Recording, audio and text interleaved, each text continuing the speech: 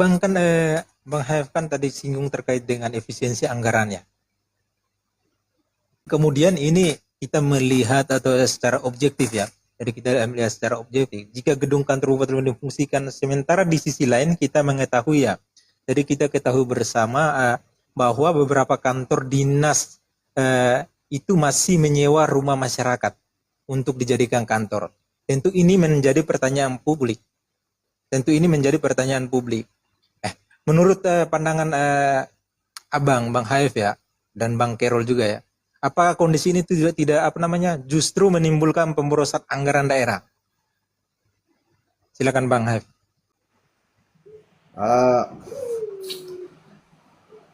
Kita tidak bisa maksudnya itu nanti kita akan terjebak dalam dikotomi yang tadi saya sampaikan.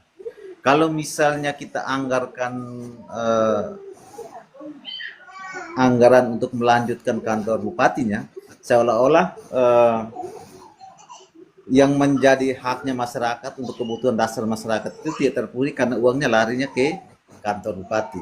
Hal yang sama juga seperti ini. Kalau misalnya kita mengatakan bahwa jangan sewa ini kantor-kantor dinas yang ada, itu juga nanti kita coba, karena pada prinsipnya adalah bahwa kebutuhan dasar yang seperti disampaikan dalam press release beberapa waktu yang lalu oleh Bapak Bupati sendiri, bahwa memang ada prasarana pendukung lainnya yang memang belum terpenuhi di sana.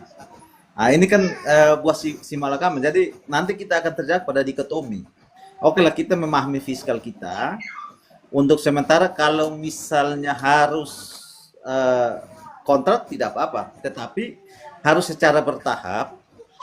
Kantor bupati ini harus diselesaikan sehingga pada saatnya nanti kan tidak kontrak lagi, kan seperti itu.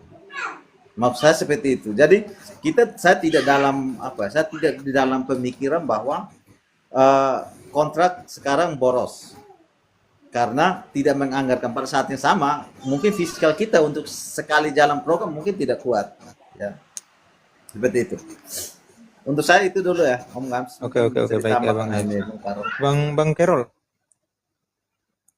Ya, efisiensi ya.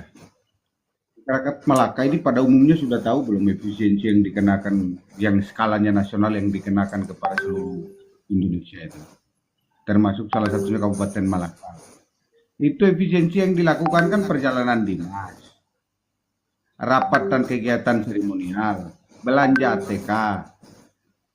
Artinya kan yang dipotong anggaran itu anggaran yang bersifatnya tidak penting atau tidak menyentuh langsung ke masyarakat. Nah, jadi gini maksud saya, kita biar lebih fair, janganlah kita seolah-olah menjadikan itu satu alasan bahwa kita tidak bisa menganggarkan setidaknya misalkan buat perawatan gedung tersebut. Karena begini Bung Karol.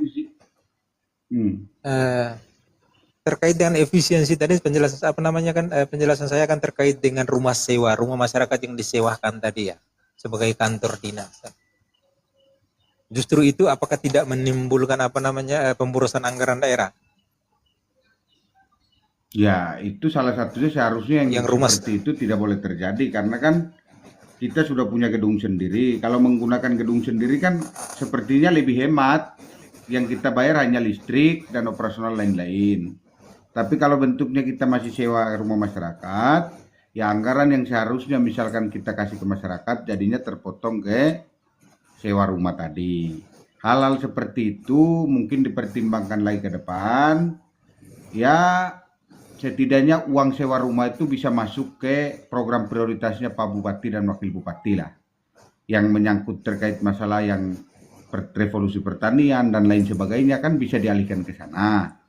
Kalau misalkan mau betul-betul kita sama-sama memikirkan tentang kemajuan Malaka, maka ya sewa-sewa rumah itu jangan dibuang lagi uangnya untuk sewa rumah.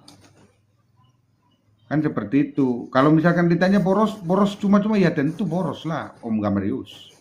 Kenapa Om Gams dia boros? Ya karena dia mengeluarkan uang yang tidak seharusnya. Gedung sudah ada yang harusnya ditempatkan, tapi karena satu dua hal lain tidak ditempatin, diteruskan sewanya. Nah, sewa juga mungkin murah. Mungkin murah, saya tidak tahu kalau di Malaka sewa itu murah atau mahal, saya tidak tahu anggaran untuk sewa itu.